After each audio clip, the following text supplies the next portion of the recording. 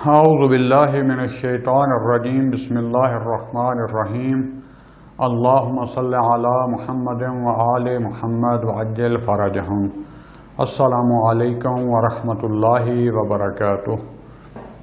ہماری گفتگو چل رہی تھی معرف اسلامی کورس کی 7ویں کتاب معاد یا قیامت کی شناخت،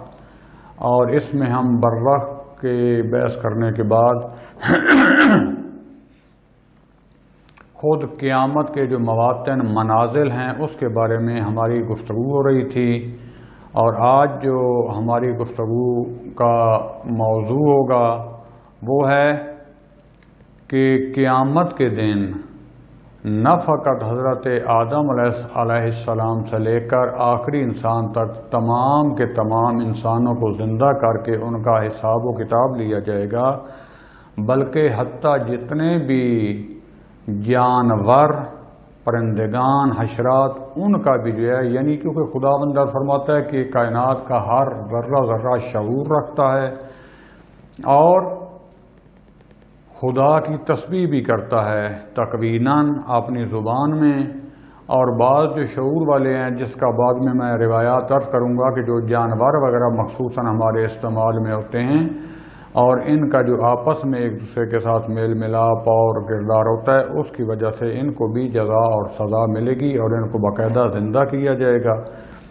حتیٰ جنت اور دوزخ کی تقسیم میں بھی بعض روایات اشارہ کرتی ہیں کہ یہ شامل ہوں گے، لیکن انسان جو ہے وہ تو حتماً جو ہے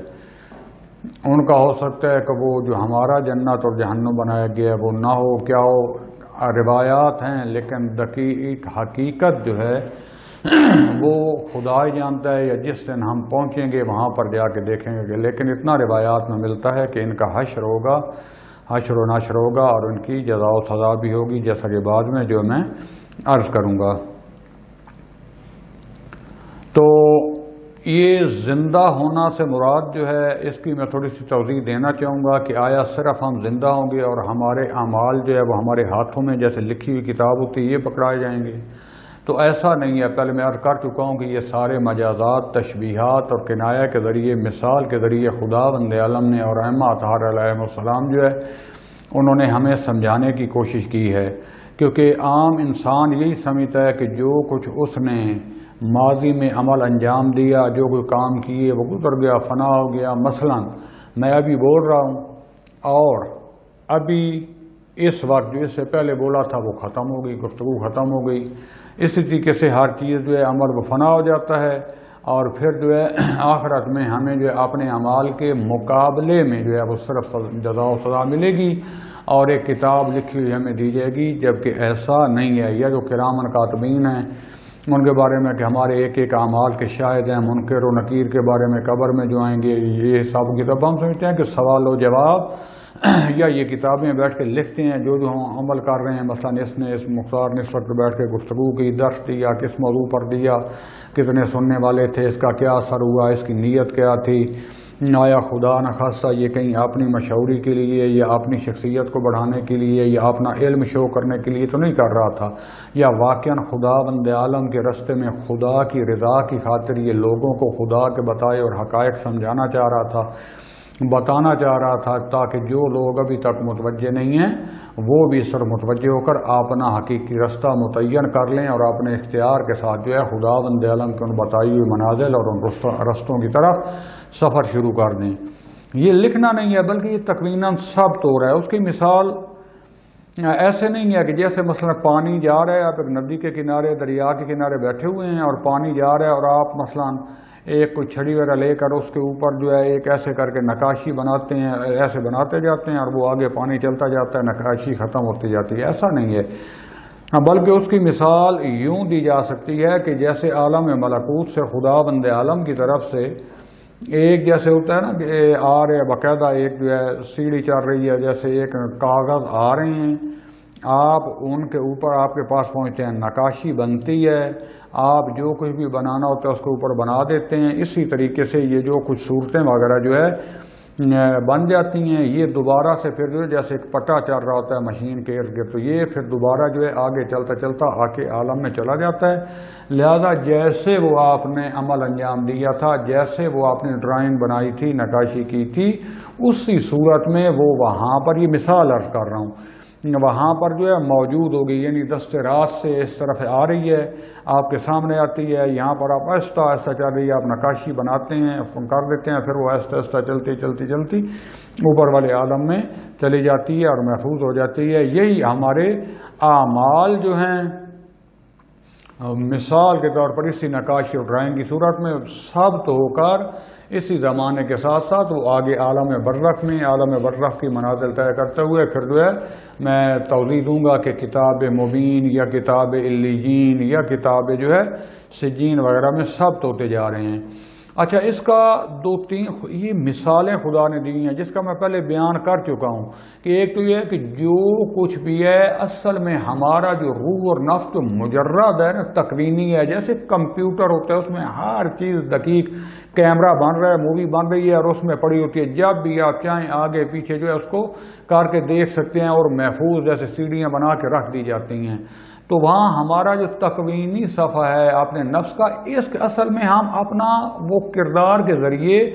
اپنا وجود بنا رہے ہیں۔ اس لیے کہتے ہیں جب تجسم اعمال آئیں گے، اعمال کے تجسم اعمال کا ذکر بھی ہے، بعد میں پھر انشاءاللہ تفصیل سے گفتگو کروں گا۔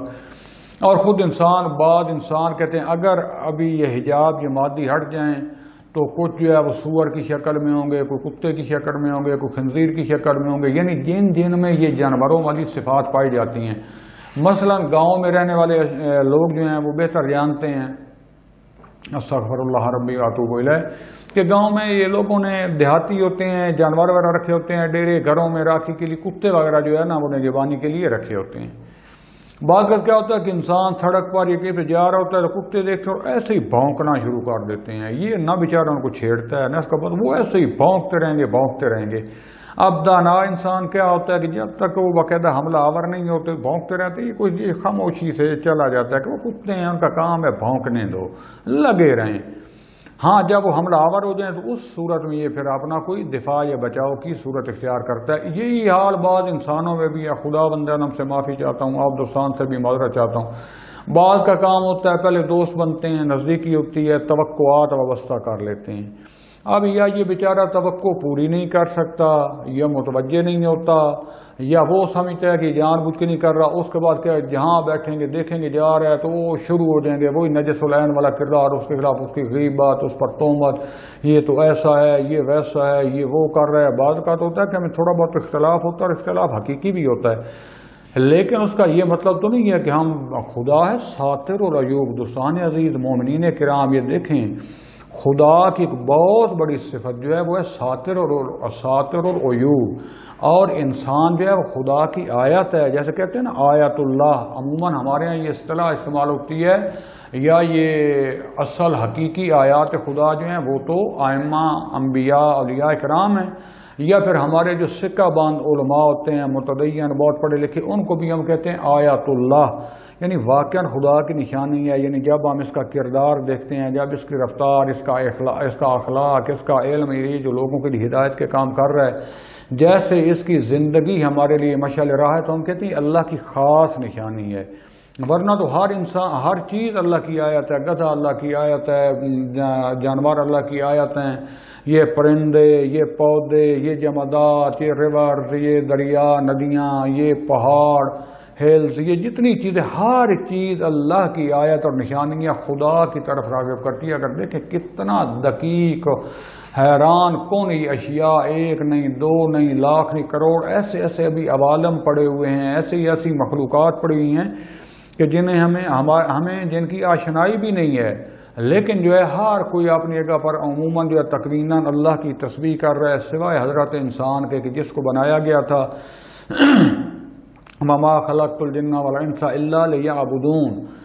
یعبدون بمعنی لیعرفون، یعنی خدا بند عالم کی عبادت کریں۔ عبادت سے کیا مطلب؟ یعنی خدا کی معرفت حاصل کریں، کیونکہ جب خدا بند عالم کی یہ معرفت حاصل کرتے جائیں گے، خدا بند عالم کی آٹومیٹکلی یہ عبادت میں جھک جائیں گے، خدا کے سامنے اپنے آپ کو ذلیل و خوار کر لیں گے، پھر آگے پتہ چلے گا کہ جو مولا علی علیہ السلام سکھا رہے ہیں دعائے کمیل کہ انا عبدک الضعیف الذلیل الحقیر المسکین، اے میرے اللہ میں تیرا حقیر بندہ ہوں، میں تیرا خاضع و ذلیل بندہ ہوں، میں تیرا مسکین بندہ ہوں، میرے اللہ میرے وہ بھی گناہ معاف کر دے کہ جو چکے، حالانکہ وہ تو معصوم ہیں، انہوں نے گناہ نہیں کیا۔ اس کا ایک ہدف و مقصد تو یہ تھا کہ وہ ہمیں انسان عام خطا کر انسان کو سمجھانا چاہ رہے ہیں۔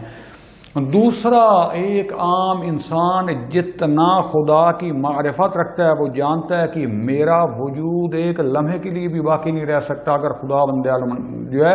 وہ نظر قدم خدا کا فیض رک جائے، میری زندگی، میری تمام اس جہان کی زندگی کا دار و مدار خدا کی ذات پر ہے۔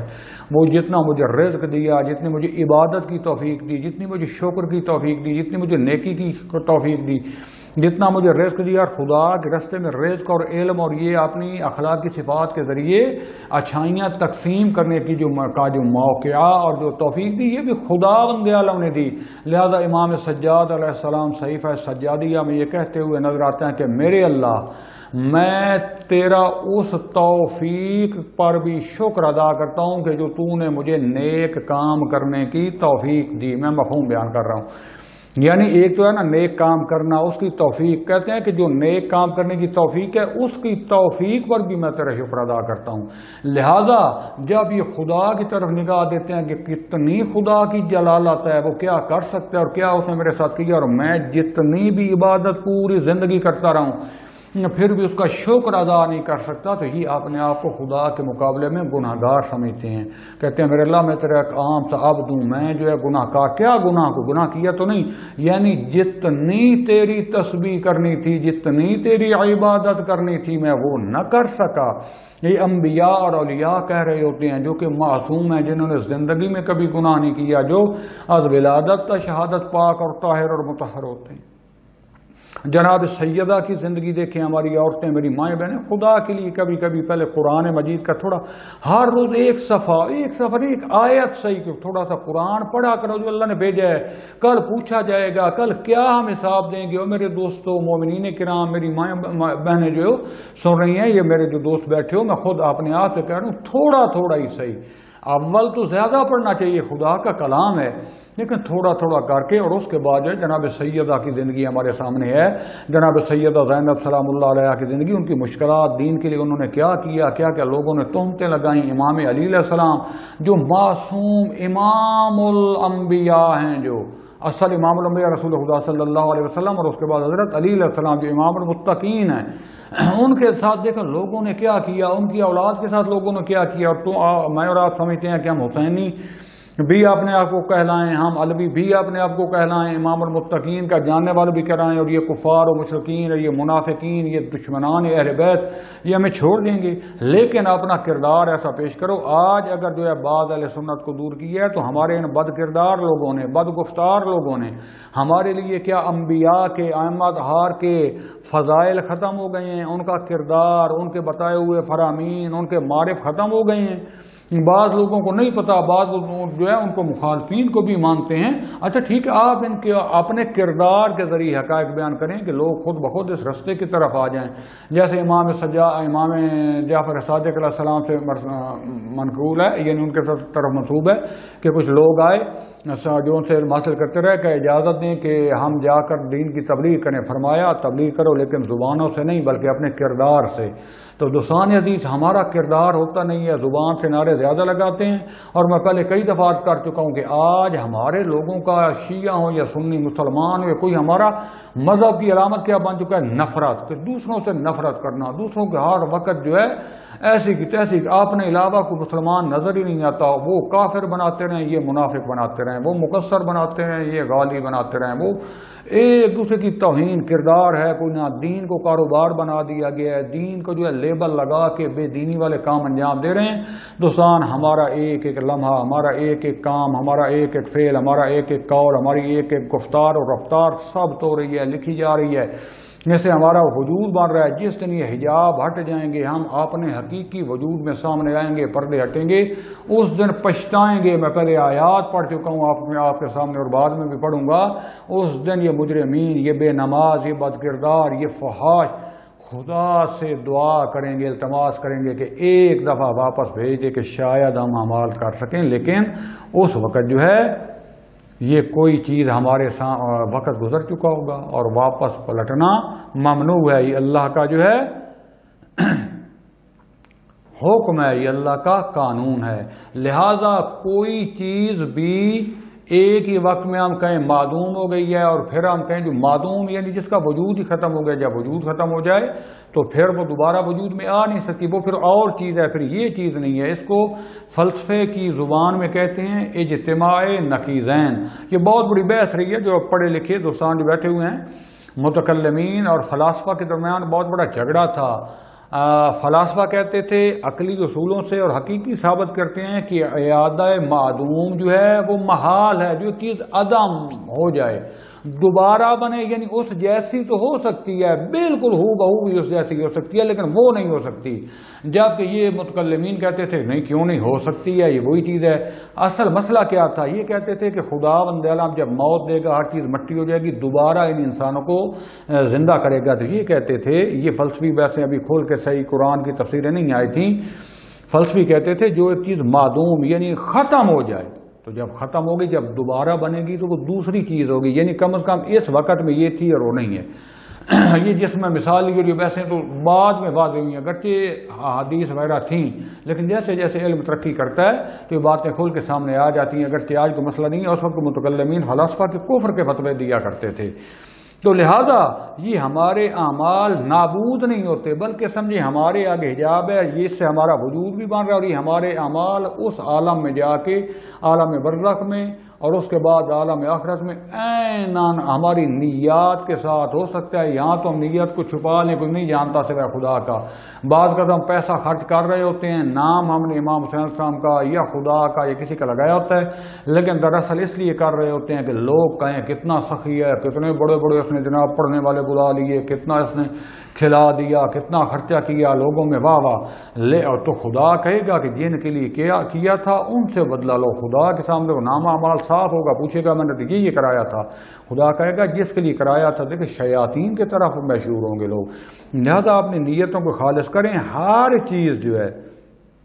وہ نہ فقط یہ ہے کہ ہمیں وہاں پاداش ملے گی، جزا و سزا ملے گی، بلکہ عیناً ہمارا وہ ہر عمل، وہ ہر چیز وہ موجود ہوگی، اور جو اس کا مقام جہنم ہوگا تو ہم اس کے ساتھ جہنم میں ہوں گے۔ اس کا مقام یعنی ایک چیز ہے، اس کی حقیقت یہ مثلا ربا، سود لینا۔ آج کل ہمارے معاشرے میں بھی تھوڑا بلکہ کافی رواج پا چکا ہے، گھروں میں بیٹھ کر لوگ سود دیتے ہیں غریبوں کو اور ان کا خون چوستے رہتے ہیں۔ کہا جو ربا کھاتا ہے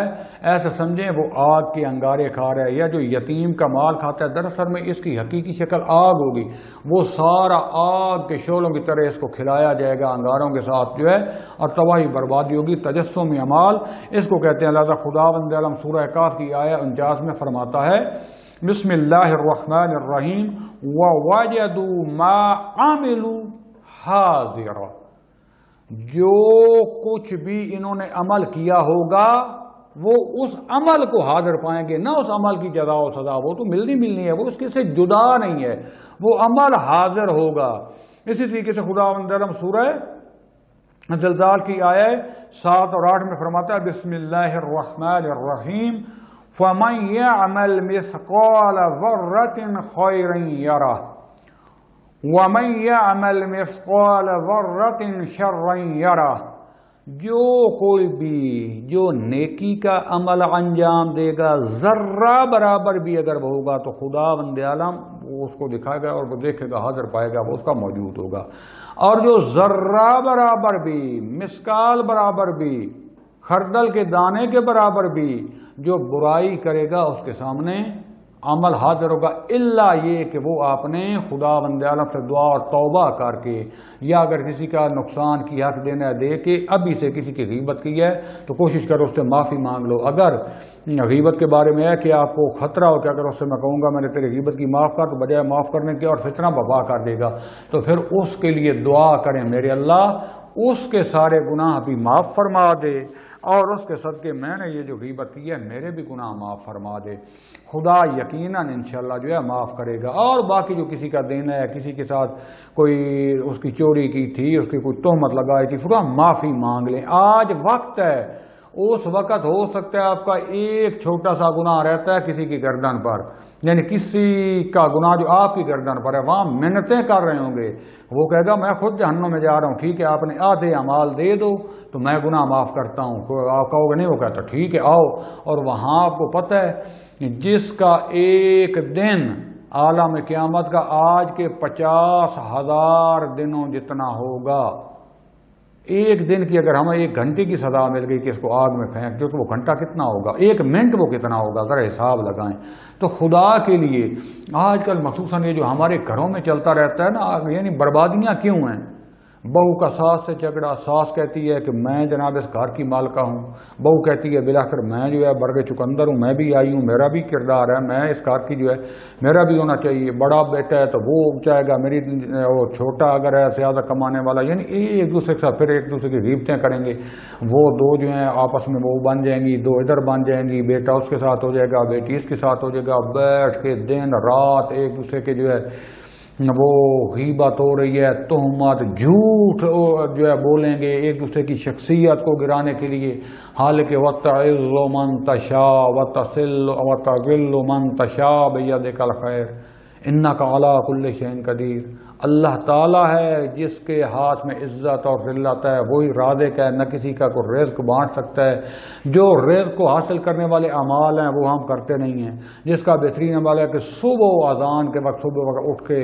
بیدار رہو، خدا کی تلاوت عبادت کرو، جس وقت رزق تقسیم ہوتے ہیں، یا پھر جو ہے روز جمعہ جمعرات ہوتا ہے، یا پھر جو ہے یہ جو نیمہ شعبان ہے، یا یہ جو رمضان کی شواہی قدر آتی ہیں، اور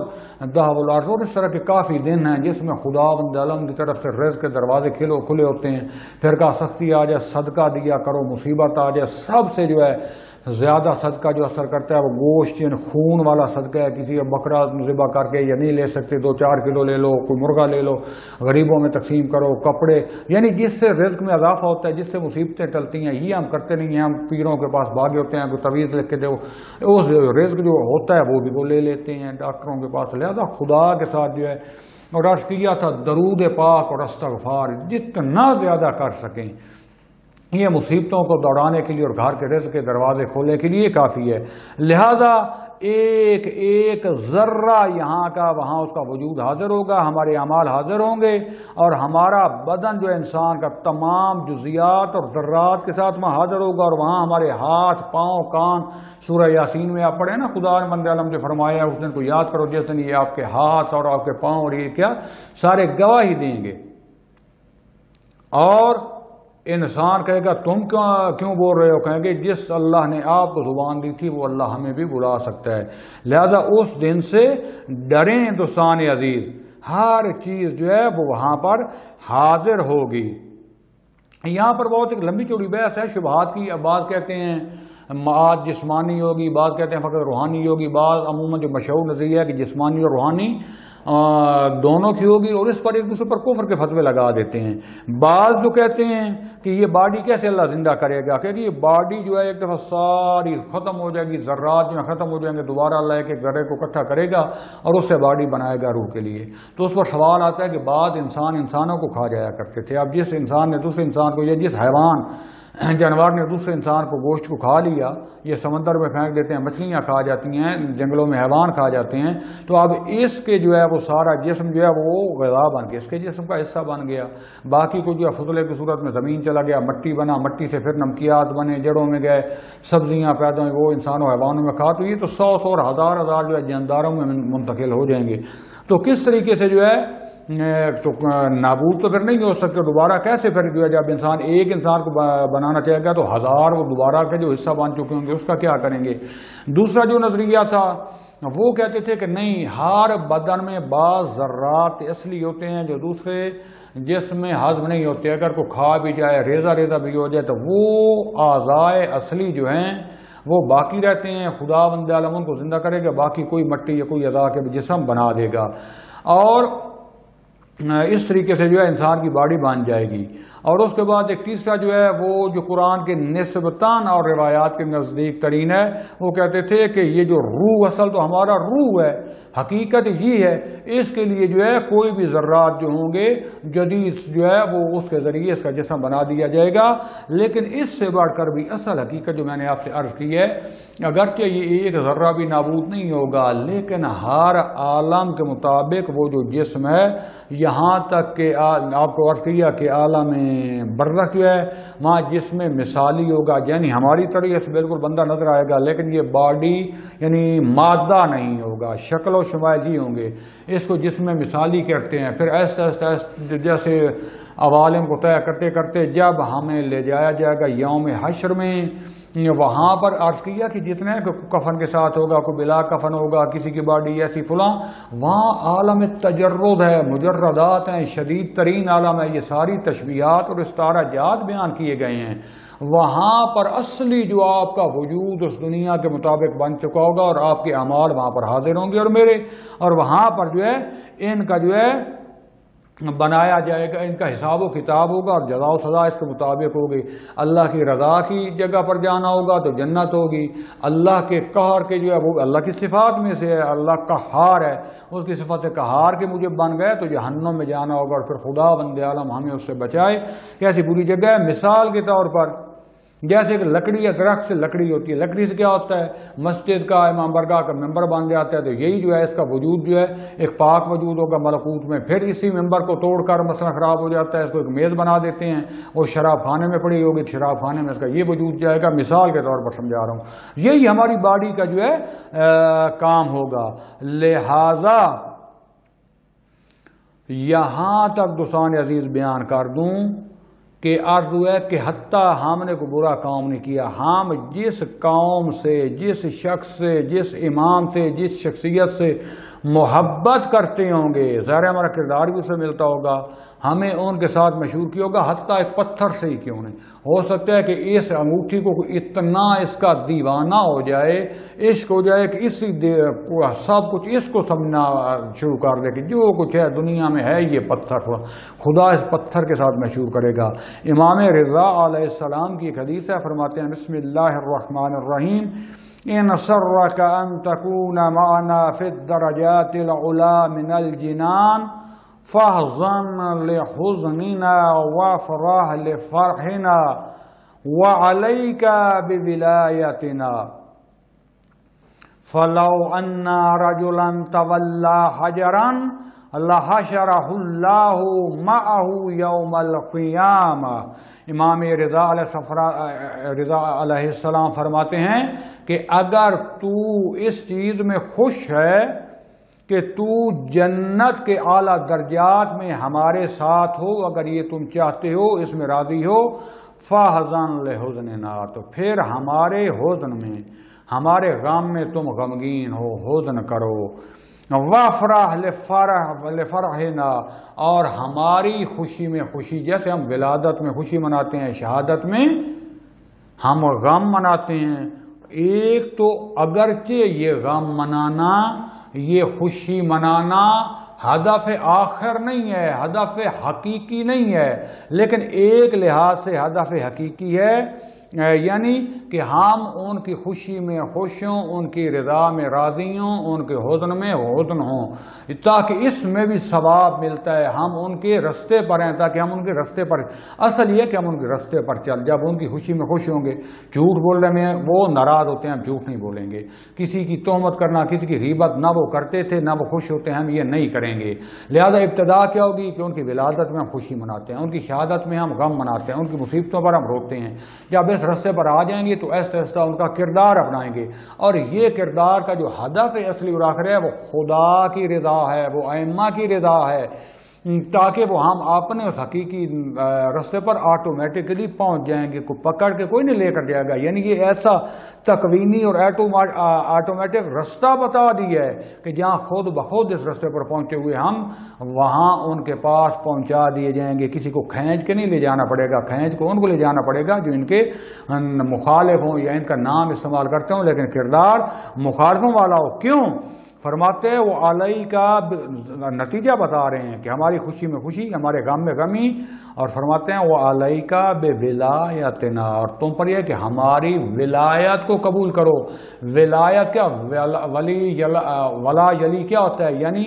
دو چیزیں اتنی ایک دوسرے کے قریب ہوں کہ ان میں کوئی فاصلہ نہ ہو، ایک دوسرے کے ساتھ ہوں، دونوں ایک نہ ہوں لیکن ایسے ایک دوسرے کے ساتھ مل جائیں کہ ان میں کوئی فاصلہ نہ رہے۔ بس ہم اگر ان کی ولایت کو مانتے اور قبول کرتے ہیں، یعنی ہمارا کردار، ہماری گفتار، ہمارا اخلاق، ہماری رفتار، ہمارا رستہ ان کا رستہ ہو جائے۔ ہاں فرق یہ ہے کہ وہ معصوم تھے،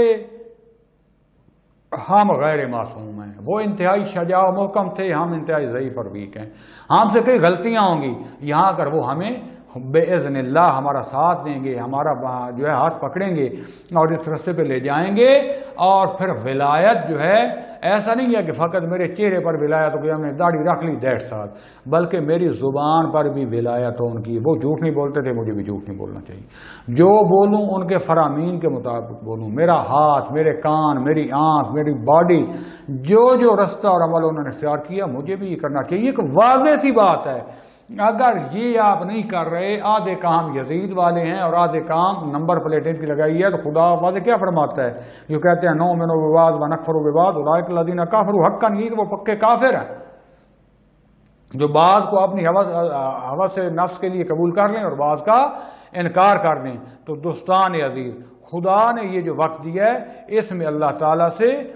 دعا کریں، اور آگے فرماتے ہیں فَلَوْ أَنَّ رَجُلًا تَوَلَّى حَجَرًا، اگر کوئی شخص ایک پتھر کو کی ولایت لے لے، پتھر کو اپنا ولی مان لے، لَحَشَرَهُ اللَّهُ مَعَهُ يَوْمَ الْقِيَامَةِ، قیامت کے دن اس پتھر کے ساتھ اس کو محشور کیا جائے گا۔ یہاں سے یہ بھی چیز ثابت ہوگی کہ پتھر بھی محشور ہوں گے، یہ چیزیں بھی محشور ہوں گی۔ اس کے بعد جو ہے کہ حیوانات جو ہے ان کی معاد اور قیامت کیسے ہوگی، انشاءاللہ اگلے درس میں آپ کے سامنے عرض کروں گا، اور یہ جو اعمال نامے ہمیں دیے جائیں گے ان کی حقیقت کیا ہے یہ آئندہ والے درس میں۔ صلی اللہ علی رسول الکریم وعلی اولاد الاطیبین الاطہرین والحمد للہ رب العالمین، والسلام علیکم ورحمۃ اللہ وبرکاتہ۔